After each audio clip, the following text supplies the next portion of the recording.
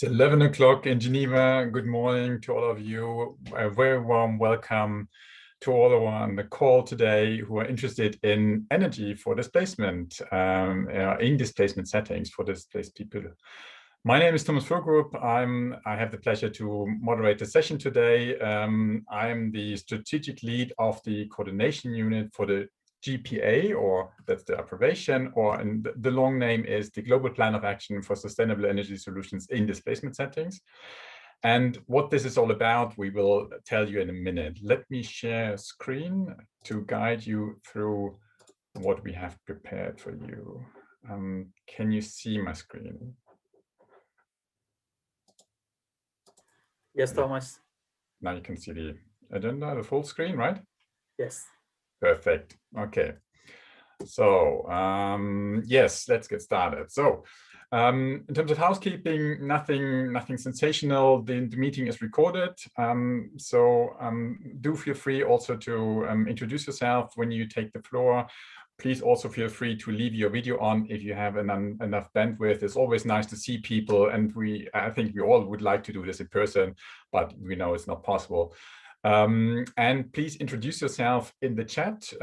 Put your name and function in the chat to see who's there, because we won't have time to do a roll call with all of you. We have a full agenda, and I'm quite pleased to introduce you also to my dear colleagues who are on the call with us today. So I'll do a little bit of an introduction about energy and displacement settings. Then we have Laurent Eville from Ndf, waving, thanks Laurent, talking about productive use of energy. Then we have a great bunch of colleagues from IOM, Eva Mach, Adam Ostaszewski, and Anaïs Matej-Junot, talking about data collection with IOM or in IOM. And then we have Ivona Bizaga from the MAX program at Loughborough University, talking about modern energy cooking solutions in displacement settings. So we hope we have put together a nice package for all of you. And I see a couple of familiar faces on the call. So maybe for you, this is more a recap. For others, maybe this topic is relatively new. And to understand better who is on the call, we have prepared two polls, which we would start the meeting off. Sadiq, could you pull it up? Thank you. So the first question is, are you currently actively working on energy and displacement settings? Is this a topic for you already? Please say yes, no, or you maybe do it in the future. And the second question is, if you are working on this topic already, which type of energy is the most relevant in your daily work? Is it electricity? Is it more the cooking topic? Is it cleaner energy solutions for households? Or local businesses, or cleaner energy solutions for the humanitarian facilities and their own operations. So please take a moment to look at the questions and then decide.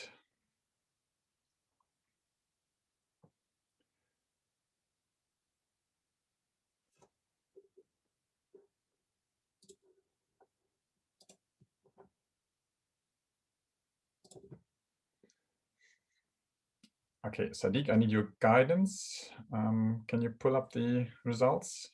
Yes, the votes are still coming in. Okay. Can we have like 10 more seconds? Yes. Thanks.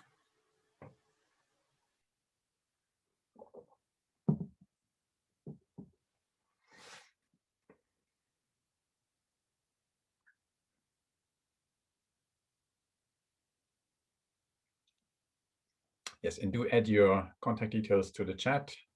Thank you. Oh, good. So we have lots of people who are already working in this space. So for you, hopefully then it's not going to be too boring for you, but certainly with these in the second part of the meeting, when we hear from IOM, from Ndf, and also from Ivona from Max, you will probably also hear some new information. So this is good that we have so many experienced people already. And then the winner is cooking for households, which is not a big surprise. This is still the main issue in the field. And but we see it's interesting. We see all the other results are also quite interesting and getting more on the agenda. So thank you very much. So then I will probably race through the first part of my introduction a bit quicker. But just for those of you who are not that familiar with the topic, in principle, if we look at energy and displacement settings, we can distinguish between two topics at this moment in time.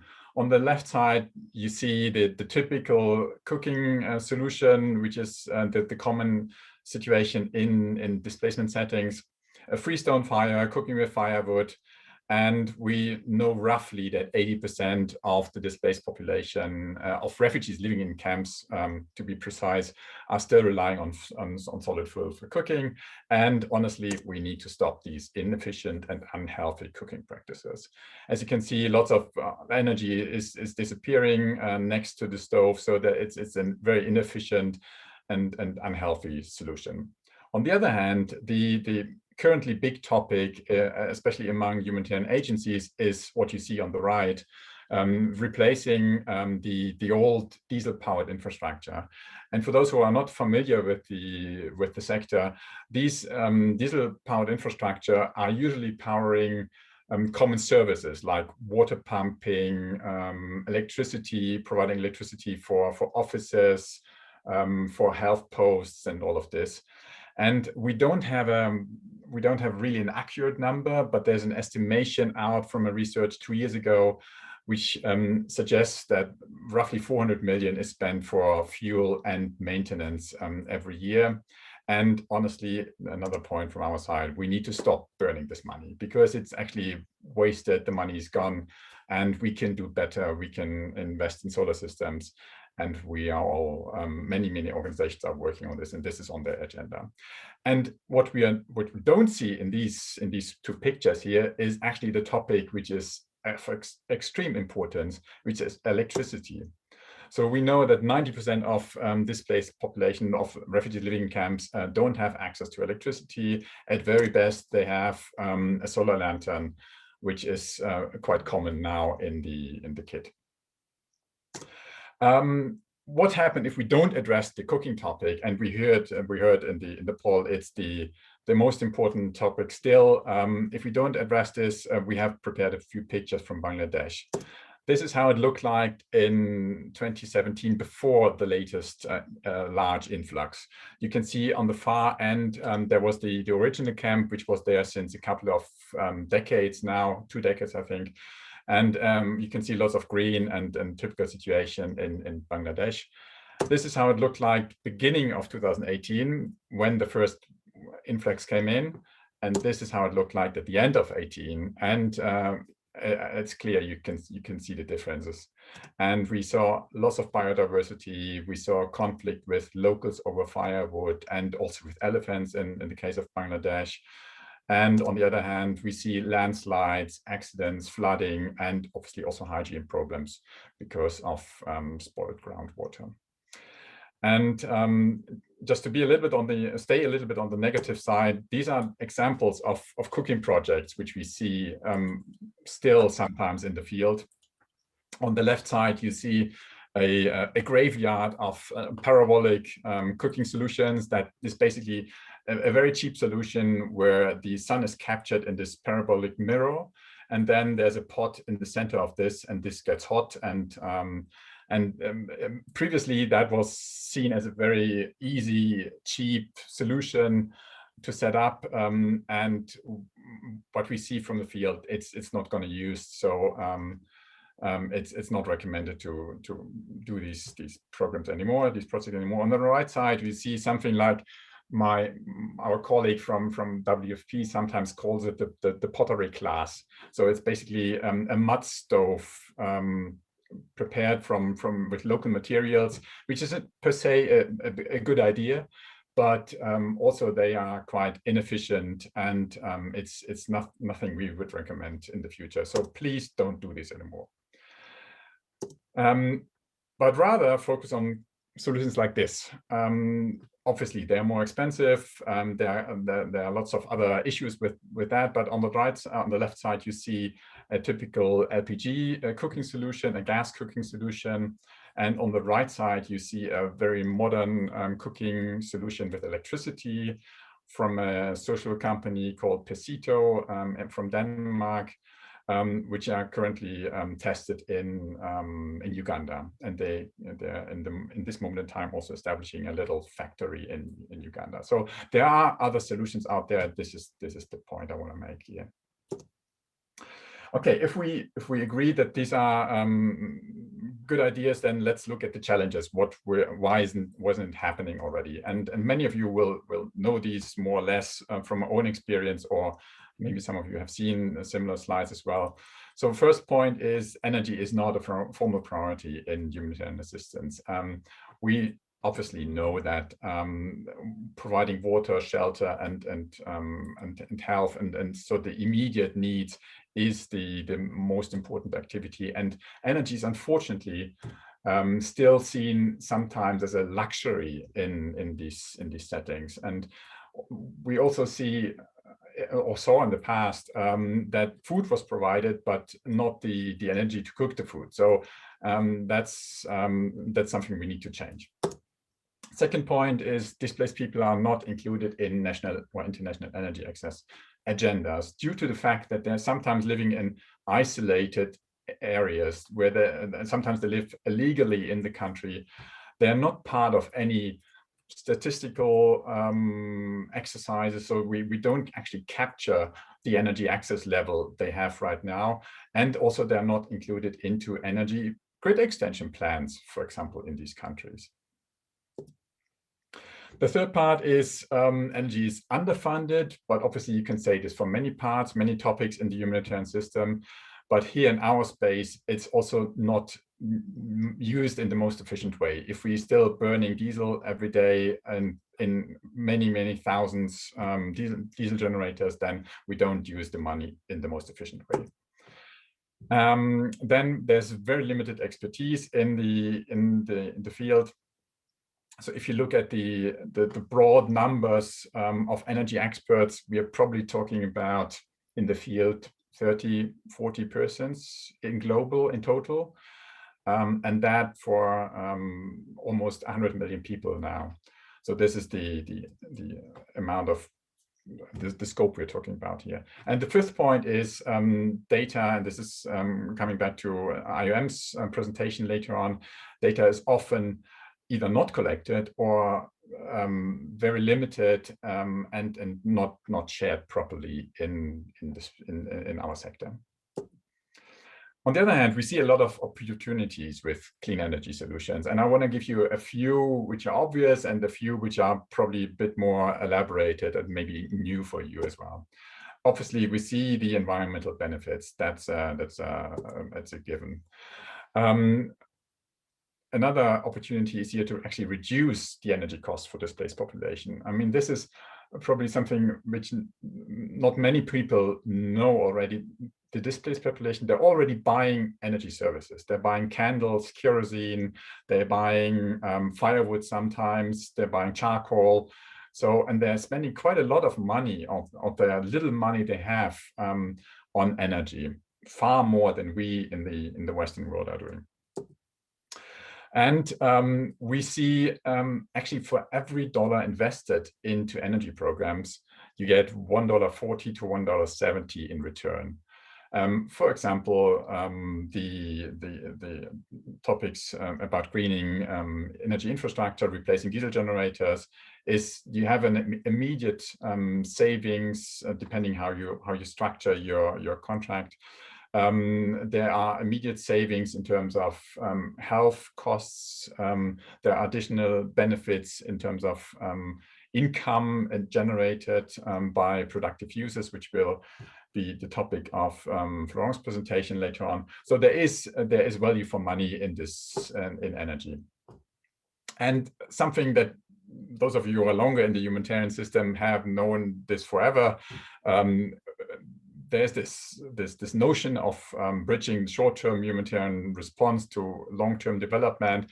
And I know this is a topic many of us can't hear anymore because it's on the radar since 20 years. But energy is a real example where we can see this live happening, because every energy project is per se longer term oriented because it is quite expensive. And therefore, this is the ideal bridge between the short-term humanitarian response and the long-term development. And there's also a business case for the private sector. Also, this is a topic which is more and more on the radar of international processes. And here we see a true business case for the private sector, because someone is already paying for example, for the diesel right now, or for any other energy services. Also with energy, we can create a movement within a certain structure, because energy is a key mean for many certain activities. And I'm sure also will be touched by Florent's point. And my final notion here, energy poverty is mainly affecting women and children. Women are those who go out for collecting the firewood. They are the ones who cook. The kids are next to their moms when they cook indoor, and they have to inhale it, the smoke. And also kids obviously are going out to pick the firewood. And so there are immediate positive effects on women and children. And if we go beyond the cooking topic, then also on energy and health is a key nexus here for which affects women and children, because the main operations in hospitals in displacement settings are C-sections. And so it's very important to have also a proper energy supply for the health posts. Okay, and then I would like to give you an overview of the structures we are talking about here, and the GPA and the so-called Clean Energy Challenge. So seeing all these elements, these opportunities, but also the challenges, in 2018, a couple of key stakeholders from the humanitarian space, development, but also from energy sector, came together and formed the GPA, this global platform for action on sustainable energy in displacement settings. And there's a steering group run by the main humanitarian partners and development partners. I'll show you the logos in a minute. Then we have a coordination unit in the middle. And in this, within the coordination unit and the steering group, we are running a couple of task forces, and also together with UNHCR, the so-called Clean Energy Challenge. And just recently, and actually launched today, this is the official launch, and I'm quite pleased on this. We are operating as of tomorrow the so-called Humanitarian Energy Exchange Network, which is basically then the field level, the field country level. There used to be a similar network, which many of you or some of you may know or have heard of, the SAFE network. And this is now integrated into the GPA. And we are quite pleased that we can now act as one group and be the central platform for everyone who is interested in achieving SDG 7 in displacement settings. And to wrap this up, showing the membership of the GPA, so you can see all the major humanitarian actors, plus many development and energy partners like GIZ, Mercy Corps, and others, Sustainable Energy for All. We are supported by the Norwegian government and also by NRC with their NOCAP program. And on the other hand, as you can see, this is more organizational and global level. And then we have the Clean Energy Challenge as a marketing campaign of this, where also member states are included, but also companies and other smaller NGOs and many other partners. So also our invitation to join these the Clean Energy Challenge is out. Please feel free to do so. And my final slide, we're also launching our new website today. So also quite proud on this, thanking also especially Sadiq and Amy and Elif and our team to make this happen. And do feel free to browse around and give us feedback. And yeah, it's the place for you. With that, I'm handing over to Florent. Let me check. Are there any? If there are any questions in the chat, I will answer them while we're listening to Florent's presentation. Florent. The floor is yours.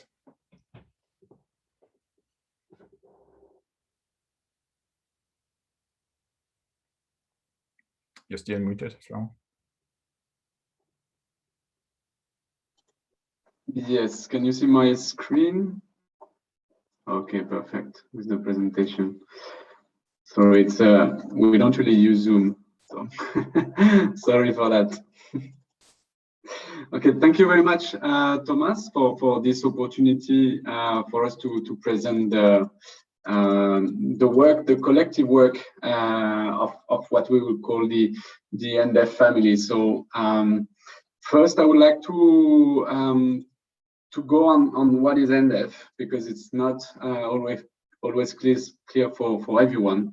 So we are called Energizing Development. So it's a program financed by the German Cooperation, the Netherlands, Norway, Switzerland, that is implemented by GIZ and the Netherlands Enterprise Agency, also called RVO. Don't ask me the name. And here you have the logo of our main implementing partners. So when I say the main one is the global one, so Practical Action, SNB, ALSI, CLASP, and HIVOS.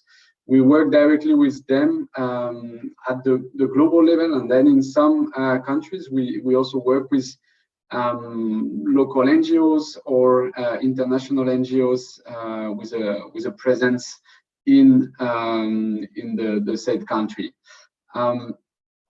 So as I said again, the name is Energizing Development. So then you would ask, what are we doing in the humanitarian energy? And I think it was a push in 2017 from one of our donors, NORAD, who pushed us to work more on displacement setting. What makes the big difference between Ndf and other programs in general is that we work on market-based approach. So the idea is to create market in the 20 plus countries in which we work. So then the market respond to the customer's demand for off-grid technologies and clean cooking technologies. So we've worked with our long-standing partner, Practical Action, to have this knowledge product that's called Energy for Micro Enterprise in Displacement Settings that we are presenting to you today. So the idea was to think of case studies related to productive use of energy in displacement settings. Is there a lot of these case studies? Is there a lot of projects that take into account renewable energy as a productive use? And then we'll go for the first poll. So Sadiq, if you can display the poll.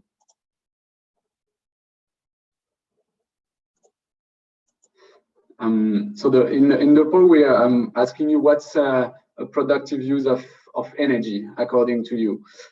So is it a solar water pump for a free of charge community well? So I mean, people using the water don't pay for the water. Off-grid powered TV to watch football games at home. Solar kiosk to charge mobile phones. Clean cook stove to feed the family. And of course, there's only one possible answer. So for some of you, as Thomas said at the beginning, it might be a bit easy, but we thought we would have much more newcomers. But let's see what the answers are. I guess we can display the results.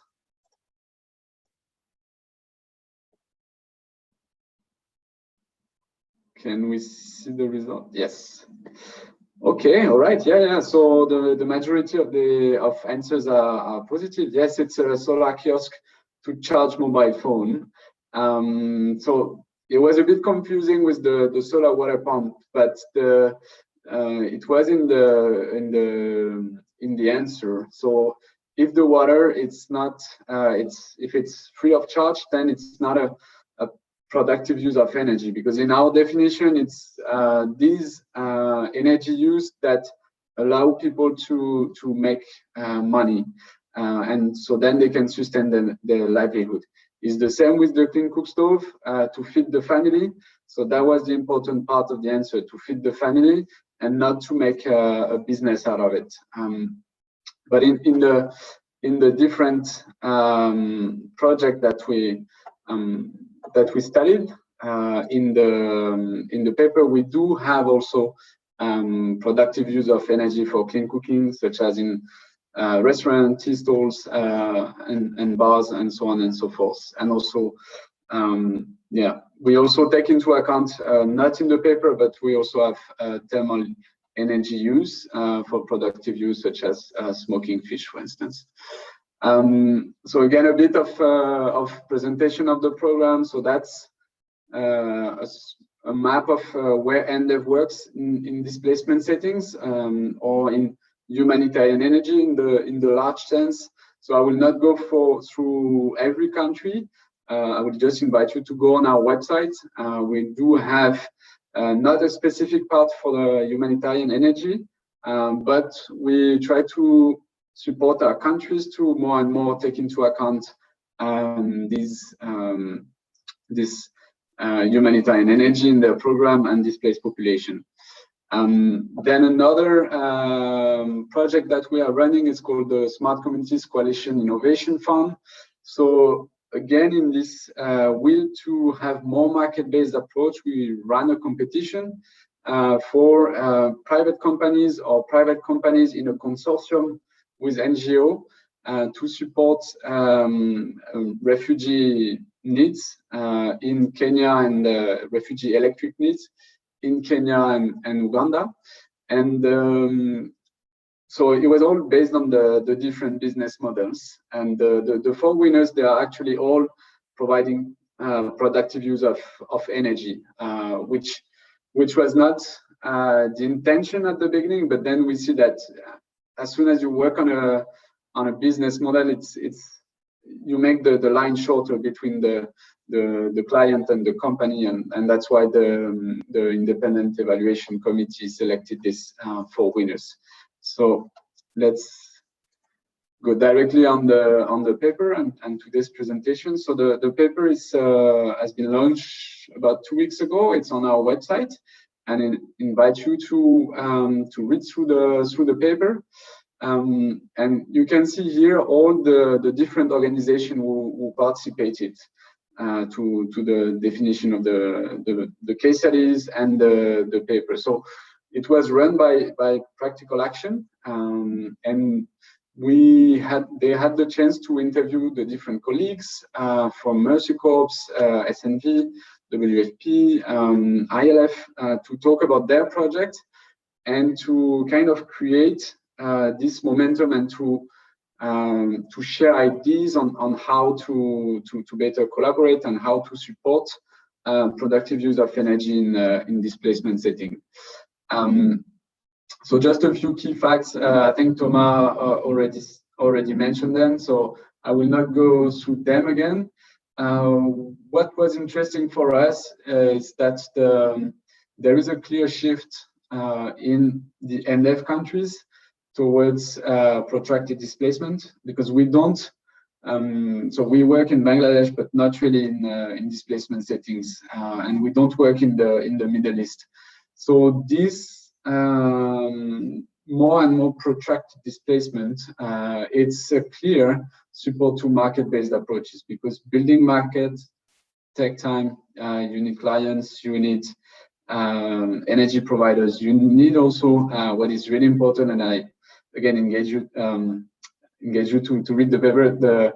The enabling environment is really important, and the second aspect is a bit like as Thomas presented before. The technologies exist both in terms of solar home system, clean cooking, but the main barrier is of course the price, and the way refugees and displaced population are also rated in terms of finance. It's a big risk for companies investing in displacement settings. But yeah, I know. So the paper covers the different types of businesses, from shops and enterprises that are owned, run, or managed by displaced people, who we can call them micro entrepreneurs. So we really targeted the micro entrepreneurs and not the bigger companies. Even if bigger companies are very important because they are the one providing the technologies, especially when we talk about solar home system and appliances, they are the big companies. And what we need is to create this linkage between the small companies or resellers of these products. So again, I will not discuss the paper and engage you to read it. And yes, here are the case studies, as you can see. So Jordan, Kenya, Uganda, Rwanda, Burkina Faso, Nigeria, Jordan, and India. So we had 8 case studies, and we all studied them through the same methodology. So they present the initiative, then we have key achievements, innovative aspects, drivers, success, and main barriers, and as I said before, the enabling environment. What is important to notice in this map is that you can see that there are 3 projects in Uganda because of the enabling environment that is very supportive for the establishment of refugees, self-reliance, and private sector. We can discuss on the details, but these are the 3 main points, and that's the reason why we see a strong emphasis on Uganda. So yes, it was just a glimpse of the paper. So now we'll go through our last poll. So I hope there will be a lot of answers that you want to read the paper, you want to have a more in-depth presentation of the paper through webinar, for instance. I don't try to influence, but yeah, and yeah, we'll post the different links on the chat. So I will also vote. And yes, feel free also, if you answer order, to post your answer in the chat. So if you have any other ideas for collaboration and so on, please type them in the chat. And I think that's it for me. I will now hand over to Eva. Thank you. Thank you, Florent. Thank you. Thank you, and thank you, Thomas and the GPA, for inviting us, IOM, to present during this meeting. It's wonderful to be here with all of you, albeit still virtually, with so many colleagues and friends who have been really critical driving this topic forward in the past few years. I've been thinking, we've been attending several events now during this HNPW that talked about greening and environmental sustainability, mainstreaming environment and climate change. And one of the recurring themes has been how to move from this vision to action, how to move from a charter, from a commitment, from targets, from strategic frameworks to implementation and practice. And this was actually one of the key themes and questions that we asked in 2016 when we were crafting the International Organization for Migration's sustainability vision, and when we launched the Environmental Sustainability Program in 2017. We really wanted to understand what actions we should and we could do to really start how to drive and start the sustainability transition in our sectors, the sectors that we work in, and most importantly, how can we do this as soon as possible for the people that we serve? And one of the priorities that was identified to ease environmental stress in displacement settings particularly, but in general in migration management, was the use of renewable energy and clean energy. So this transition to a clean energy source, use and consumption. This was also supported by a lot of positive developments in the humanitarian sector that started to internalize climate action, as we call it, along with a lot of political commitments made in the past few years, besides the Paris Agreement, at the highest level. For example, the UN Climate Action Summit. And we took this priority and asked 2 questions in-house regarding how IOM can really drive and be part of accelerating this transition to clean energy, besides looking at our own facilities and operations, which is also part of our work. So first, we wanted to understand where an organization like us can be the most useful to enable a systematic change. So we didn't want to look at projects. We really wanted to understand how to enable this systematic change. And also we had to, reflect on our mandate and look at what is our added value as a heavily field-based organization. And second, we also wanted to see where we can have the largest impact for the people we serve. So not necessarily talking about policy and advocacy, but really how we can make this impact at the field level. So during these discussions with partners and donors in member states, including within the GPA network, data was emerging as a key enabler and actually a requirement to move ahead with the clean energy transition at a larger scale. So again, not just looking at projects and certain piecemeal activities, as Sarah liked to put it. So this was one of those moments when strategic ideas and high-level policy kind of met an existing reality, since IOM has a large mechanism to collect and provide data on displacement through the IOM displacement tracking matrix, which provides, for example, the largest data set on IDPs globally. So with data, we can better understand the needs of affected people, who they are, what they actually need, when they need it. And it allows us to do evidence-based programming. We hope that, going forward, access to this energy access data will be able to support the whole sector with doing quality programming and also evidence-based policy and advocacy work, because I think these two have to go hand in hand. Just to conclude, this work would not have been possible without the support of NORCAP and their dedicated energy experts that we host now in their Environmental Sustainability Program and who will present in a second. Thank you again for giving this opportunity to IOM to do this briefing. And now we would like to pass the floor to Adam and Anais and invite you all to engage with this work if you find it useful for your own operations or programming, and just get in touch. Thank you. Great, thank you so much, Eva, for that great introduction and setting up the topic here. So let's dive in and see, from IOM's perspective, how have we thought about energy data in displacement settings? Thomas alluded to this question already in his introduction, so I won't spend too much time here. But it's clear that there is a nexus between energy cutting across so many different issues that we deal with in the humanitarian space. So here we've just, we've looked at that. If you look at the green boxes, you see kind of where that nexus is and how energy topics touch on everything from shelter to education, health, food security, and so on.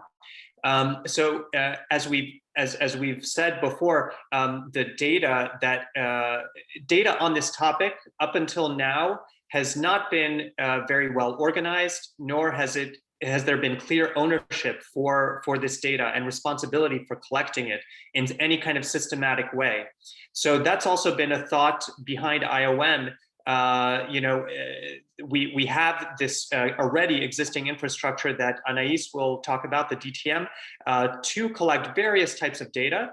So why not use that same structure to also collect energy data and provide something that can be shared for the benefit across the humanitarian sector and benefit of all the populations that we serve. Next slide. So when we embarked upon this project, another thing that we needed to quickly realize is that when you start to go down this path of collecting energy data, it's important that not every organization is going in its own direction. And so this is where GPA has played a very key role in coordinating and organizing these efforts and making sure that there's harmonization and standardization in terms of the data, in terms of the indicators that we are aiming to get to, across IOM, UNHCR, all the partners that we've talked about so far. So it's quite important that there's this kind of alignment, because with alignment, the data becomes more powerful, more rich, and you can really leverage it to do many more things. In a similar way, I also wanted to mention that we're taking in our process, we're taking steps to make sure that we're leveraging work that's been done already. So, for example, here I mentioned SMAP, which is part of the World Bank Group. They have put a lot of thought into how do you define access to energy? What does that mean? What are the attributes? So here you see some of the multi-tier framework attributes that are listed to try to get to that definition, and therefore, the data that you would need to understand, what level of energy access does a certain setting have. Next slide. So now we'd like to do a quick poll. We've mentioned briefly the DTM. Eva talked about that. So just wanted to, Sadiq, if you could launch the poll, that would be great. We wanted to get an understanding across the audience. How many of you are familiar with the DTM and have used some of this data and reports in your work? So please select the response that's right for you. And so I'll just mention that the DTM is a resource that, again, has existed for a long time, and that is actually a public resource. The data sets and the reports are publicly available. Anais will get into that in just a second. So let's just see the poll results now, if we can, Sadiq. Okay, so it seems that very few people are using DTM in their daily work. However, about a quarter are using it periodically when needed, and about another quarter of you are familiar with it, but most of you are not. So that's great. So let's launch into the next part. I'll turn it over to my colleague Anais, who will tell us more about the DTM. Thank you, Adam. We have to be mindful of time, so I will probably just encourage you to go on the website of the DTM in case you don't know what it is. But very briefly, this is a system to track and monitor displacement and population mobility.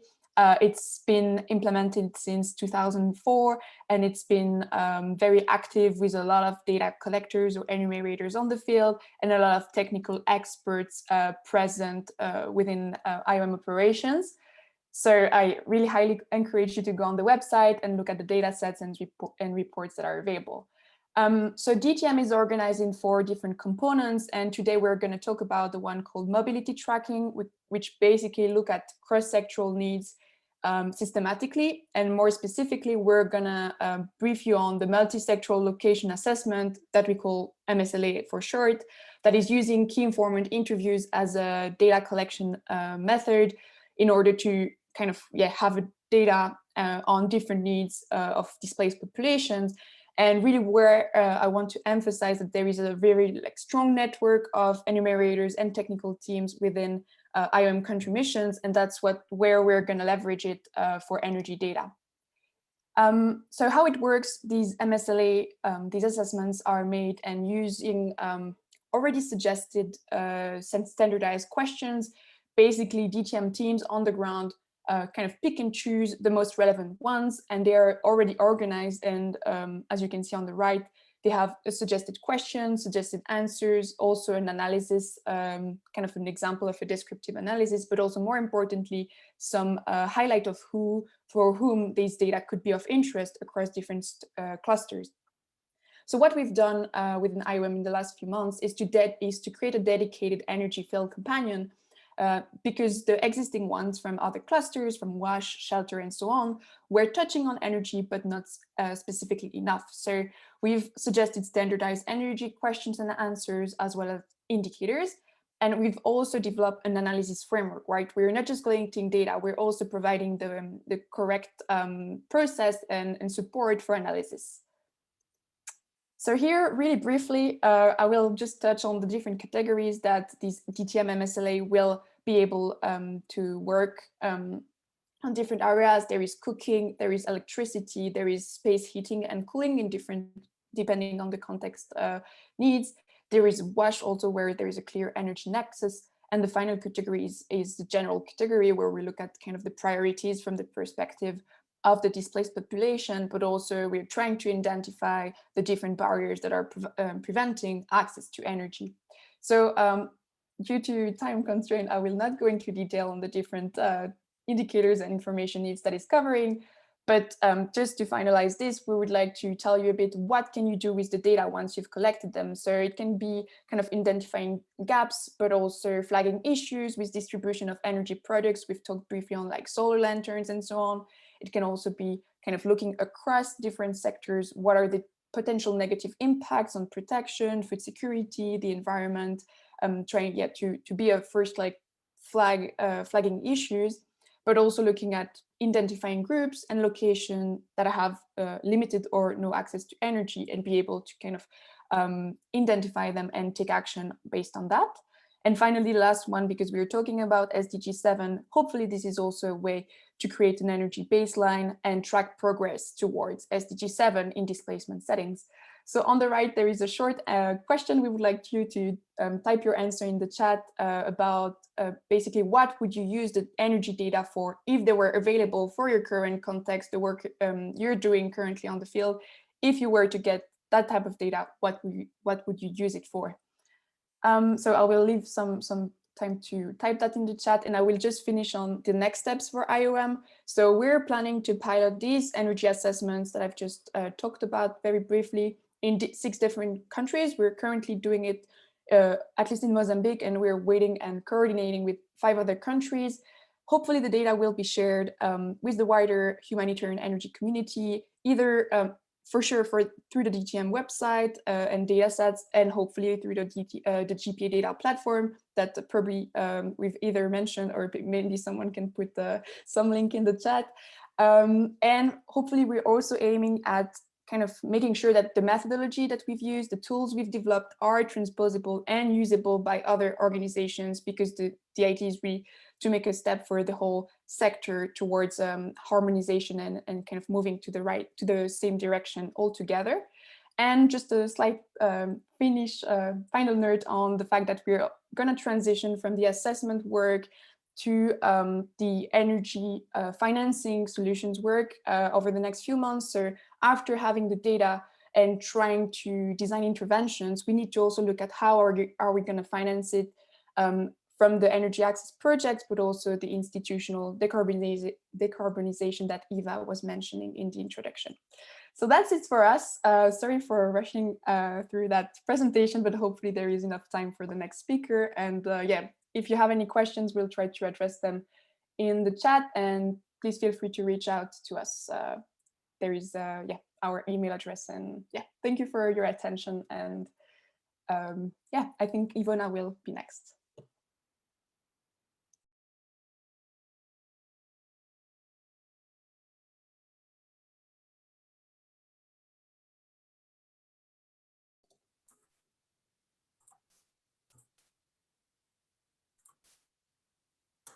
All right, thanks very much, Anais. I hope that you can see my screen okay. Yes, it's fine. Yeah, all right, great. So without further ado, since we have only a few minutes left, my name is Ivona. I'm a research associate at the Modern Energy Cooking Services program, which is based at Loughborough University. And I'll just give a quick overview of the work that we're doing within the displacement settings as part of the wider program. So just as an overview of MEX, for those of you who might not be familiar, although I do know that there are a number of colleagues who have been working either with us or sort of indirectly have been made aware of the program. We're a 5-year research program funded by the Foreign Commonwealth and Development Office, previously DFID in the UK.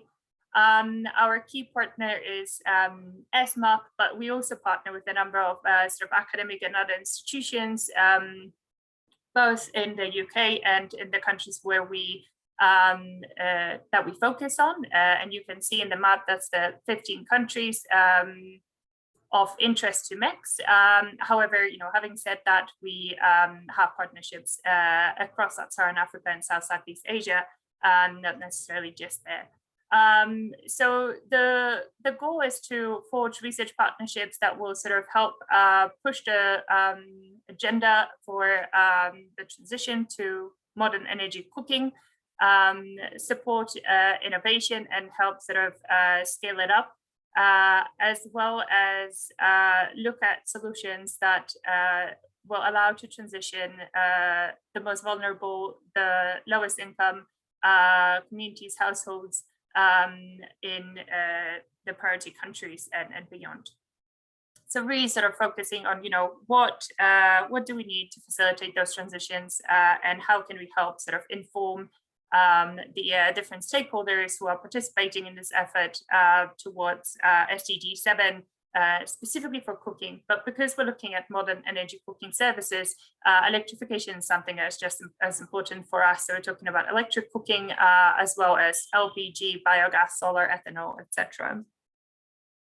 Now, under the program, we also have the Humanitarian stream, and this is where sort of my team come in, and we're working hand in hand with a team that is looking at institutional cooking, so sort of bigger scale, cooking for many.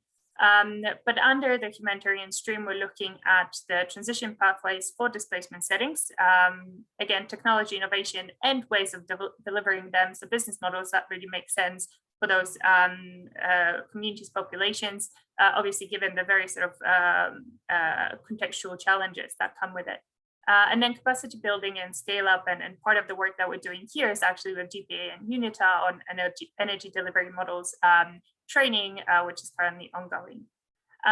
So for us, we're interested in sort of both the refugee camps, but also in displacement in urban and peri-urban settings. So really trying to look at the displaced population a little more holistically beyond just refugees located in camps specifically, given obviously that the numbers are huge in all categories. Household and community level, as I said, we're partnering with GPA and UNITA and WFP on trying to understand how we can also push to sort of the institutional side of transitions to modern energy cooking, and also sort of looking at both, the kind of more emergency response as well as protracted crisis, and that aligns with other partners as well. And we're saying more and more focus should be placed on the fact that the displaced often experience, that sort of condition for an extended period of time. Through the recent work, we've identified a number of sort of barriers and enablers, and I'm not going to go into the details because we have limited time, but I will post a link to the report that you can sort of visit in your own time.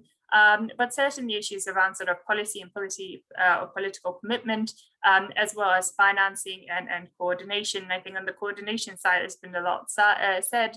On the financing, it's really great to see that the IOM are looking to sort of move towards action, towards sort of more innovative financing, since this remains one of the biggest challenges, to address the issue that Thomas was highlighting, which is of course affordability in those settings. So these are the priority areas that we're currently focusing on. Again, as I said, urban and peri-urban displacement is something that we want to explore in more detail and see how we can leverage the existing infrastructure in those sort of locations to push for a more equitable sort of transition to MEX. Community facilities and humanitarian institutions to, again, take advantage of the existing sort of access to, power, for example, but also the sort of higher capacity, also higher need for, cooking. Innovative financing, very much looking to partner with anyone who is interested in trying to understand how those mechanisms that are already being deployed in the broader sort of development sector can be, adapted to displacement settings. I'm not going to talk about data because we've already heard about how important data is, but we're, working closely with the GPA team and colleagues and other partners to really, push this on the agenda, because without data, we're not going to be able to kind of make informed decisions. And then in the end, we're trying to look at the approaches more holistically, looking at the displaced and host communities, trying to leverage the opportunities that sort of, gives us in terms of the modern energy cooking services and the solutions that exist. And also looking at, really sort of being true to the leaving no one behind motto that is driving our work.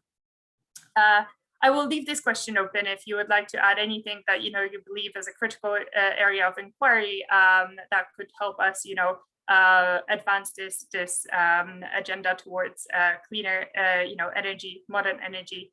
If you can share that in the chat, that'd be great. But I'll wrap it up here, and please do feel free to reach out in case you would like to collaborate, you're interested, you would just really like to learn more. And I'll post a link in the chat very shortly. Thank you so much for having us. Thank you very, very much, Ivona. Thank you also, Eva, Anais, Adam, and Florent for your contribution. I think, dear audience, you saw that a lot is happening in this space. I hope we were able to make you interested in this topic. I hope we explained a little bit how you could contribute, how you get involved in this sector, in this topic. We need a lot of support. Just to outline the scope of what we are talking about here, the latest number from about displaced population is 97 million. So this is the latest number from 2021, the estimation from 2021. We don't have an exact number how many of them lack access, but we are pretty sure that it is a high number. And but to give you another number, which we are more certain of, UNHCR alone is running roughly 300 camps or settlements globally. If we want to transform these settlements into with clean energy solutions, that would mean we need to work on 3 settlements per month over the next 9 years. So this is really the scope we are talking about here. And then on top, we would have also the settlements from IOM, for example, and other humanitarian partners. So there is a lot to do, and we need a lot of support from all kinds of actors. And we hope we could explain a little bit in this last hour to you what the scope of the challenge is and what the opportunities are here. So I think we are actually 3 minutes before the hour, but I don't think it's useful to go into many of the or some of the questions now. So I'd like to rather thank you all for being an active audience and listen in today. If you need any additional support, please feel free to reach out to the GPA community. We have our contact details on the slide. Let me share this final screen.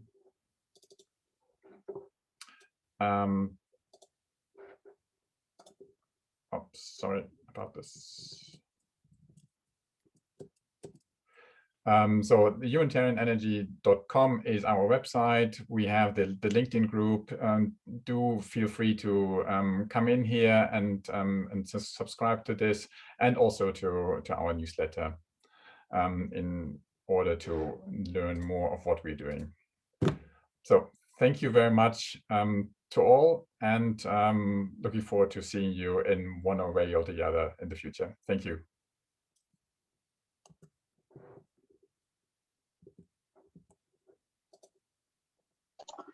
Thank you very much. Bye-bye.